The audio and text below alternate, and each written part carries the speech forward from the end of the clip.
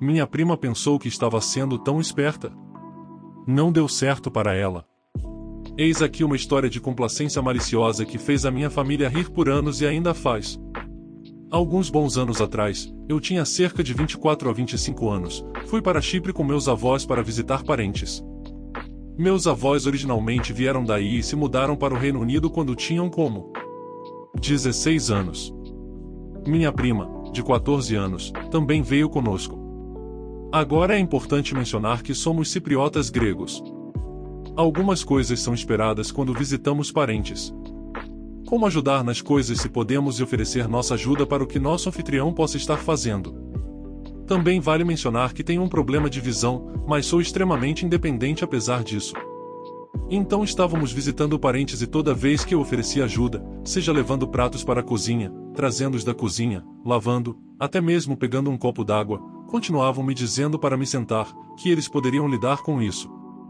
Não entendi por quê, já que sou perfeitamente capaz. Pensei que poderia ser por causa dos meus olhos. Um dia estávamos visitando uma tia-avó nossa, que possui uma pequena casa de verão perto do mar, não muito longe do lugar onde estávamos ficando. Agora, quando visitamos essa tia-avó, sempre vou nadar.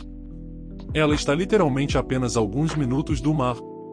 Agora, quando fui oferecer minha ajuda à minha tia-avó, ouço minha prima de 14 anos falando com ela em grego. Outra nota importante, não consigo juntar uma frase em grego. Meu pai é inglês e tinha algo contra nós falarmos grego. Mas apesar de não ser uma falante fluente, posso ler, escrever e entender grego. Minha família não sabe disso. Eles supõem que, porque não sou uma falante fluente, eles possam basicamente esconder suas conversas entre outras pessoas. Minha prima estava contando para minha tia-avó como sou desajeitado, burro e um pouco mole na cabeça. Ela estava falando em grego e pensou que eu não entenderia. Mas eu sabia exatamente o que ela estava dizendo, mesmo que não pudesse formar frases sozinho, eu sabia o que ela estava dizendo sobre mim.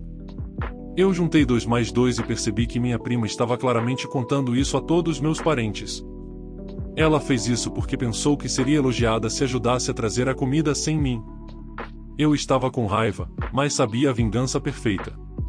Comemos almoço e depois que terminamos de comer, minha tia-avó pediu ajuda à minha prima para levar os pratos e lavar a louça, já que ela estava de pé a maior parte da manhã, preparando a comida. Minha prima olhou para mim, sabendo que minha tia-avó não podia falar inglês e disse, "Ei, Op, a tia precisa de ajuda para levar os pratos e lavar a louça." Porque agora, ela estava entediada e esperava ir correndo para a praia e me deixar fazendo o trabalho duro de limpar depois. Então eu olhei para ela e disse, "Mas sou tão burro e desajeitado, e mole na cabeça, que não posso ajudar a tia." Além disso, ela pediu sua ajuda, não minha. Ela ficou pálida ao perceber que eu sabia o que ela tinha dito. Mas ela se manteve firme. Eu ajudei a trazer tudo, você poderia ajudar a levar tudo. Eu ri dela, peguei o livro que trouxe comigo, levantei da mesa. Peguei a toalha que trouxe comigo e fui embora. Meu primo começou a reclamar para meus avós que eu não estava ajudando.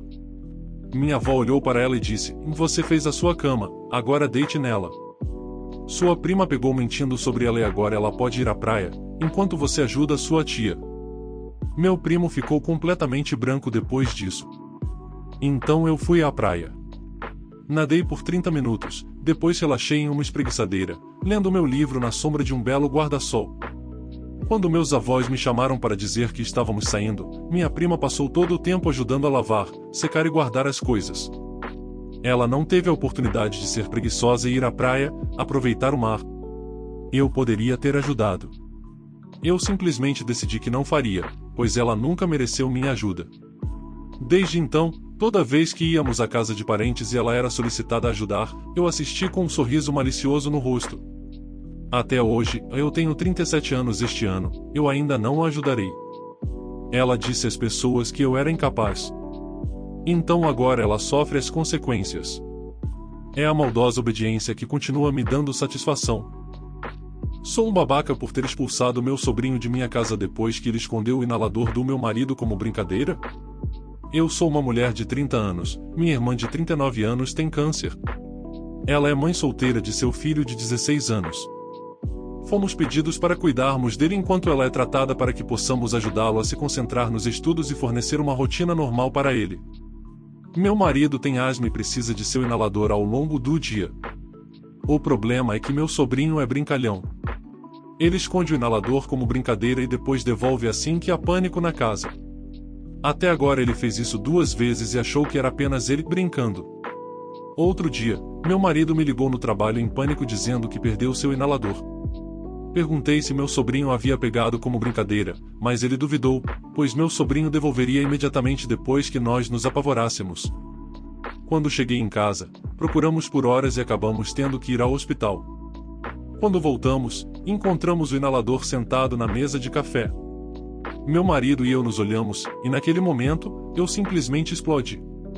Gritei com ele e disse que ele não era mais bem-vindo em minha casa. Ele começou a ficar em pânico e meus pais me ligaram para descobrir o que aconteceu, mas ainda o defenderam dizendo que era uma brincadeira e que eu levei as coisas longe demais ao expulsá-lo enquanto sua mãe está lutando. Eles insistiram que eu o trouxesse de volta, mas eu recusei. Agora eles estão me dando o inferno por ser pouco colaborativo e tornar as coisas mais difíceis para minha irmã que está lutando. Eles até culpam meu marido por não manter seus pertences trancados. Eu tomei uma decisão precipitada? Hahaha, matar alguém por negligência criminal é uma piada engraçada, galera. Deixa eu esclarecer uma coisa, cara, não a situação, argumento ou qualquer outra circunstância onde um babaca de 16 anos não é um imenso idiota por fazer isso. Ele é velho o suficiente para entender que seu marido pode morrer sem o inalador. Você tem todo o direito de estabelecer esse limite. O chefe disse que eu devia sair porque eu gosto de gastar tempo com meus passatempos, então eu saí. Eu trabalhava para uma empresa de engenharia de startup como engenheiro de projeto de tubulação. Mas como era uma empresa de startup, não tínhamos muita mão de obra e os que tínhamos não eram tão qualificados também. Eu era uma das poucas pessoas qualificadas o suficiente para lidar com uma equipe por conta própria. O chefe confiava em mim com quase tudo. Eu era como o segundo em comando depois do chefe só porque eu estava gerenciando muitas coisas como voluntário. Coisas como equilíbrio de salário, reuniões com clientes, garantia de qualidade, documentação e outras coisas que ele deveria ter contratado alguém para fazer. Eu era bom nisso e ele aproveitou ao máximo me dando coisas para fazer que nunca estavam na minha descrição de trabalho. Um dia ele teve a ideia brilhante de que deveríamos renovar nosso site para atrair mais clientes. E ele deu este projeto para seu sobrinho que acabou de se formar na faculdade como desenvolvedor de tipos. Depois de uma semana ou assim, o sobrinho apresentou o primeiro rascunho do site e o chefe ficou bastante desapontado porque não parecia próximo do que ele esperava. Então ele me chamou e perguntou se eu sabia alguma coisa sobre design de sites. Na época eu estava muito interessado em UX e estava fazendo um curso online para aprender mais sobre isso. Então eu disse a ele que veria o que posso fazer. Passei a próxima semana inteira criando uma arquitetura de informações adequada, wireframes e diretrizes de cor que o sobrinho pudesse pegar e construir o site do zero. No final, o site parecia futurista e o chefe estava bastante satisfeito. Mas durante a semana, minhas outras responsabilidades foram colocadas em um backlog e foi apenas acumulando. Eu sabia que seria capaz de cobri-lo assim que terminasse com o site e não prestei muita atenção nisso. Na próxima semana, meu chefe me chamou em sua sala para cobrar o acúmulo de trabalho. Ele começou a gritar comigo por todas as responsabilidades que eu não atendi. Eu calmamente disse a ele que eu estava trabalhando no site e que não era um grande problema.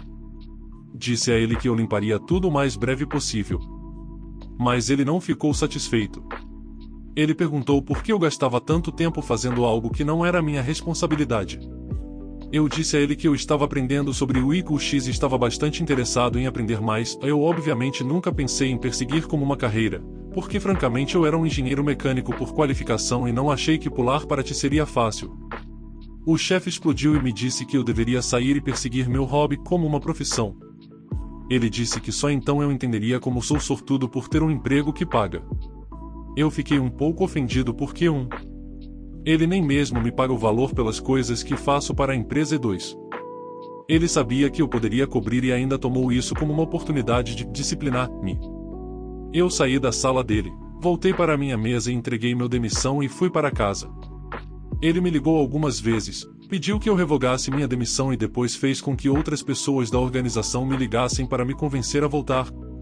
Eu não estava nem um pouco interessado. Faz 2 anos que decidi seguir a carreira de UX e agora trabalho como designer de produto em uma das maiores organizações do país com um salário quase 300% maior do que o que eu ganhava como engenheiro mecânico. Atualização: para todas as pessoas que queriam saber sobre o status da empresa hoje, a empresa fechou porque precisou pagar uma enorme multa por não conseguir entregar o último projeto que eu estava lidando. Então o vírus chegou e eles tiveram que reduzir o salário de todos os outros funcionários, o que levou as pessoas a saírem. Eventualmente, a empresa faliu por não conseguir manter-se financeiramente depois do vírus. Dê sua opinião sobre os relatos nos comentários. O que você faria de diferente nessas situações? O vídeo foi feito com MT Carinho, então de um like e se inscreva aí. Obrigado.